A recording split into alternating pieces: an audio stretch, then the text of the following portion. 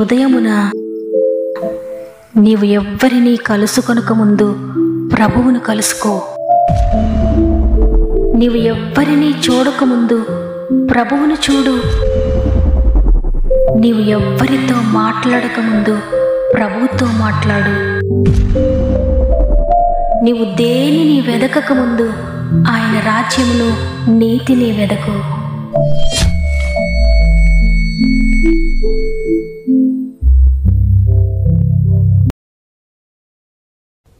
Praise the lord.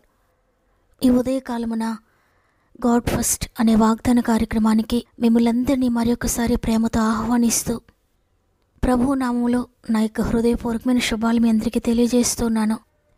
మరొకసారి మిమ్మల్ని అందరినీ ఈ విధంగా కలుసుకోవడానికి, దేవుడు నాకు అనుగ్రహించిన మాటను మీతో పంచుకోవడానికి దేవుడు మరొకసారి అవకాశాన్ని అనుగ్రహించినందుకు దేవుని స్తుతిస్తున్నాను. మీరంతా ఎలా ఉన్నారు దేవుని బిడ్డలారా? బాగున్నారు కదా? మీరంతా బాగుండాలని, మీ పరిస్థితులన్నిటిలో దేవుడు జోక్యం చేసుకుని మీ జీవితంలో అద్భుతాలు జరిగించాలని, మీరెక్కడ పడిపోయారో, దేనిని గురించి కన్నీరు కారుస్తున్నారో, ఏది పోగొట్టుకున్నారో అక్కడే తిరిగి మీరు లేవనెత్తపడాలని, కోల్పోయినవన్నీ తిరిగి పొందుకోవాలని మీ అందరి కొరకు ప్రార్థిస్తున్నాను. మీరు ఏ సమస్యలు ఉన్నా మోకరించండి, ప్రార్థించండి. మీరు చేసే ప్రార్థన మీ జీవితాన్ని, మీ పరిస్థితులన్నింటినీ మార్చివేయబోతుంది. అంతేకాకుండా ఎవ్వరు ఏ సమస్యతో ఉన్నా ప్రతి ప్రార్థన అవసరతను కామెంట్ రూపంలో నాకు తెలియచేయండి. మీ అందరి కొరకు ప్రార్థించి మీ జీవితంలో అద్భుతాలు చేయగలిగిన సర్వశక్తి కలిగిన చేతులకు మిమ్మల్ని, మీ కుటుంబాలను, మీ సమస్యలను అన్నిటిని అప్పగిస్తున్నాను. మీ ప్రతి సమస్యకు ఆయనే జవాబు. దేవుని బట్టి ధైర్యం తెచ్చుకోండి. ఈరోజు దేవుడు మనతో మాట్లాడుతున్న మాట చూడండి. యోబు గ్రంథము 23వ అధ్యాయము 10వ వచనము. ఆయన నన్ను శోధించిన తరువాత నేను సువర్ణము వలె కనబడుదును. ఆమెన్. ఈరోజు ఈ మాటలు వింటున్న ప్రియ దేవుని బిడ్డలారా, నేను ప్రభువులోనే ఉన్నాను. ఎవ్వరు ఏమన్నా నేను ప్రభువుని విడిచిపెట్టలేదు. నేను ప్రభువుతోటే జీవిస్తున్నాను, ప్రభువులోనే ఉన్నాను. ఇంకా నా జీవితంలో సమస్యలు ఎందుకు? ఇంకా నా జీవితంలో ఈ అవమానాలు ఎందుకు? నిందలు ఎందుకు? ఇంత ఇరుకెందుకు నా జీవితంలో? ఏది ప్రయత్నించినా, ఏ పని చేసినా అన్నీ ఫెయిల్ అయిపోతున్నాను. అన్నిటిలో కూడా ఓటమే చూస్తున్నాను.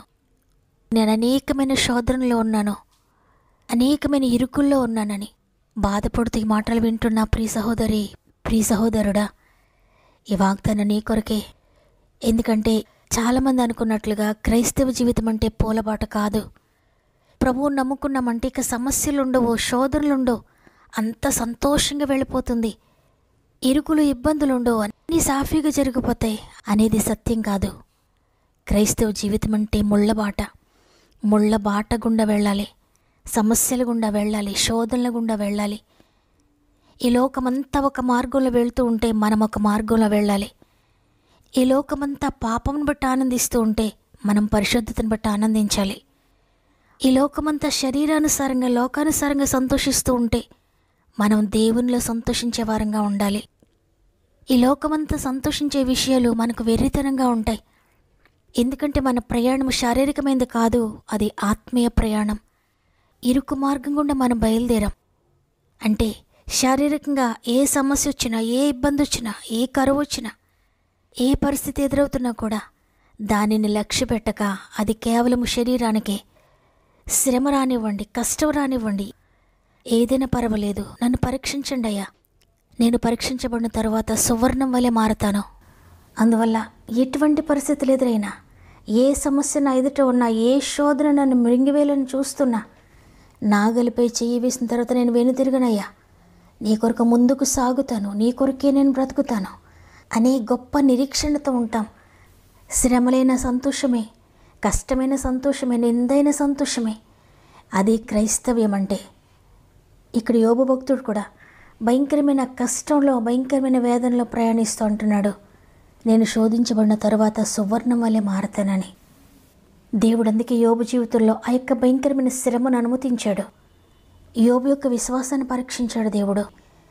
పరీక్షించబడిన విశ్వాసము దేవుని చేత అంగీకరించబడుతుంది. నీ విశ్వాసాన్ని పరీక్ష లేదా?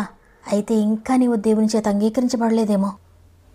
శోధించబడిన తర్వాతనే నీవు సువర్ణంగా మారగలుగుతావు. పరీక్ష తర్వాతనే దేవుడు నిన్ను నమ్ముతాడు, నిన్ను అంగీకరిస్తాడు. యోబు జీవితంలో పరీక్ష కాలం ముగిసిన తర్వాత రెట్టింపు ఆశీర్వాదాన్ని పొందుకున్నాడు, రెట్టింపు ఘనతను పొందుకున్నాడు. అంతవరకు లేని ఉన్నత స్థితిని యోబు పొందుకున్నాడు. ఇప్పటికీ మనం యోబు యొక్క గొప్పతనాన్ని చదువుకుంటున్నాం, మాట్లాడుకుంటున్నాం. ఆ ఘనత, ఆ అభివృద్ధి, ఆశీర్వాదం ఎందుకు వచ్చాయంటే యోబు యొక్క విశ్వాసాన్ని పరీక్షించడానికి దేవుడు యోబు జీవితంలో శ్రమలు అనుమతించాడు. దావీదు జీవితాన్ని మనం పరిశీలిస్తే దావీదు అప్పటి వరకు ఒక గొర్రెల కాపరిగా ఉన్నాడు. అయితే ఒక రోజున భయంకరమైన గొలియాతు దావీదు ఎదురుగా వచ్చాడు. ఆ గొలియాతును చూసి భయపడిపోలేదు. ఆ గొలియాతును దేవుని శక్తితో, దేవుని సహాయంతో గెలిచాడు. దావీదుని గురించి అప్పటి వరకు ఎవ్వరికీ తెలియదు. అప్పటి వరకు గొర్రెలను కాచుకొని ఒక గొర్రెల కాపరి. అయితే గొలియాతు అనే శోధన వచ్చిన తర్వాత దావీదు అందరికీ తెలిసిపోయాడు. ప్రజలందరూ అంటున్నారు, సౌలుకు 1000 కొలది, దావీదుకు 10,000 కొలది అని. దావీదు గొలియాతు అనే ఒక భయంకరమైన శోధనను దాటి వచ్చిన తర్వాతే ఘనత పొందుకున్నాడు, ఉన్నత స్థితిలోకి వెళ్ళాడు. అందువల్ల ఈరోజు ఈ మాటలు వింటున్న ప్రియ దేవుని బిడ్డలారా, మీ జీవితంలో దేవుడు సమస్యలు అనుమతించాడని, మీ ఎదుట గొలియాతు లాంటి సమస్య ఉందని కలవరపడుతున్నారా? ఎందుకు తండ్రి సమస్యలు నా జీవితంలో అనుమతించారు? నా జీవితం ఎందుకు ఇలా ఉందయ్యా?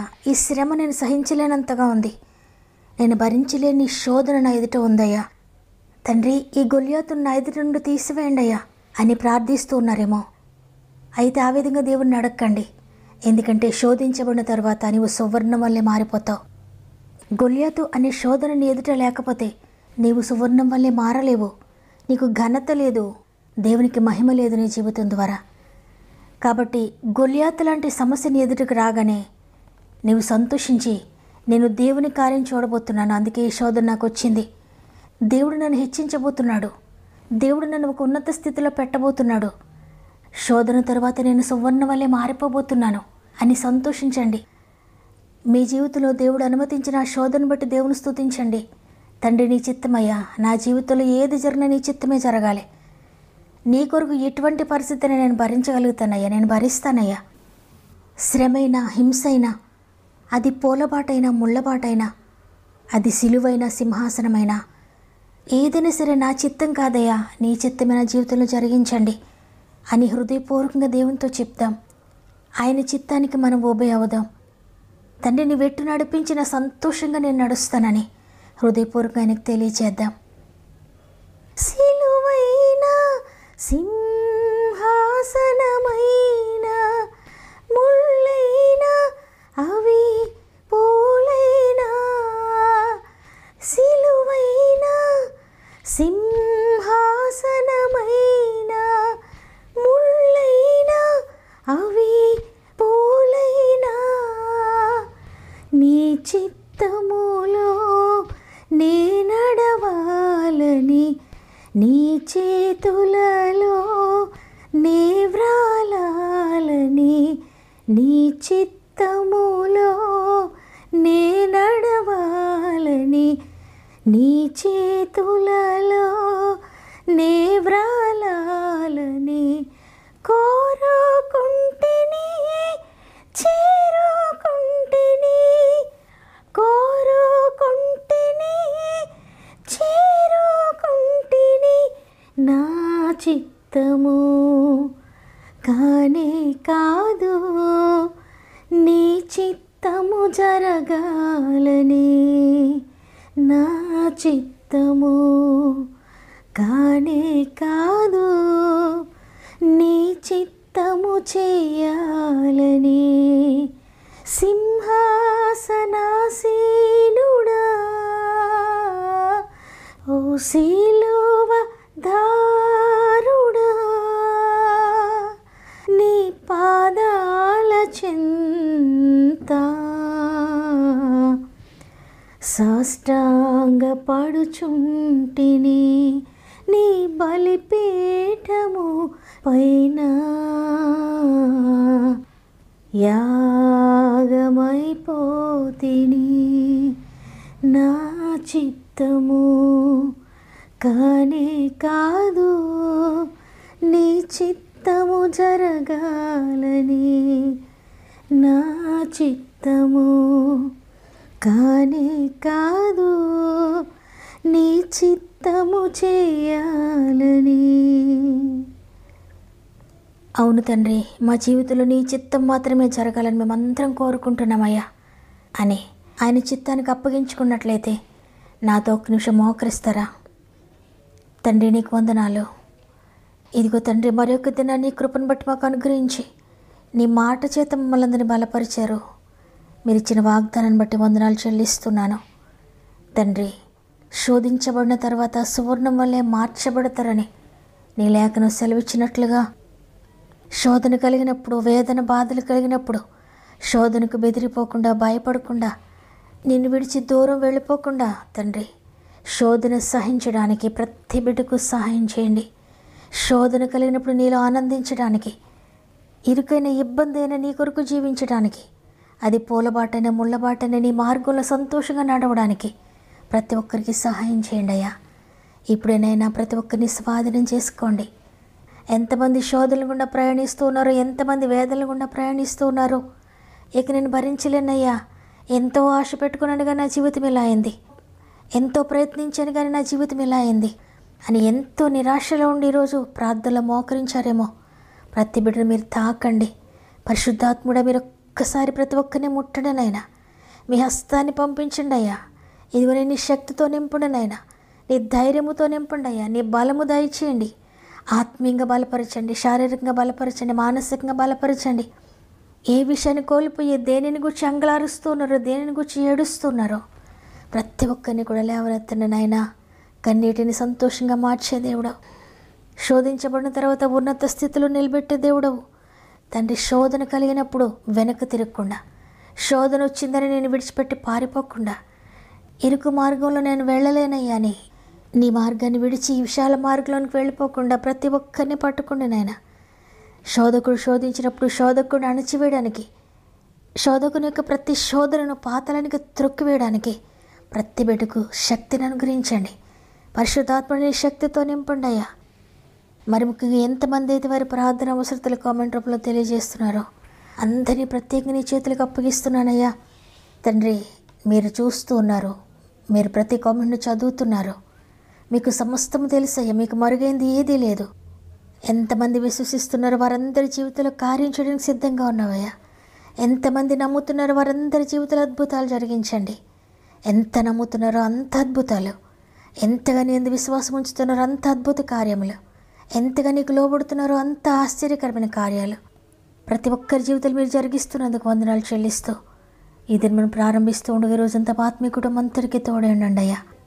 వారు ఎక్కడికి వెళ్తున్న వారికి ముందు నడిచి, వారికి ముందుగా ఉండి, వారు చేసే ప్రతి ప్రయత్నమును కూడా మీరు దీవించి, వారు వెళ్ళే ప్రతి స్థలములో కూడా వారికి తోడుగా ఉండి నడిపిస్తారని యేసయ్య పరిశుద్ధమైన నామంలో అడిగి వేడుకొంచున్నాను తండ్రి, ఆమెన్. ఈరోజు అనేకమైన శోధనలు గుండా ప్రయాణిస్తూ ఈ వాక్యాన్ని విన్న ప్రియ దేవుని బిడ్డలారా, మీ ప్రతి శోధనను ఆయన సంతోషంగా మారుస్తున్నాడు తండ్రి. శోధన అయినా పర్వాలేదే, నీ మార్గంలో నడుస్తానని దేవునికి తెలియచేయండి. శోధించబడిన తర్వాత సువర్ణ వల్లే మిమ్మల్ని చేయబోతున్నాడు. విశ్వసించి బిగ్గరగా ఆమెనని చెప్పండి. దేవుని చిత్తమైతే తిరిగి రేపు అందరం కలిసి ఆయనను స్తుతిందాం. అంతవరకు ప్రభు మీకు, మీ కుటుంబాలకు తోడేండి నడిపించును గాక. God bless you.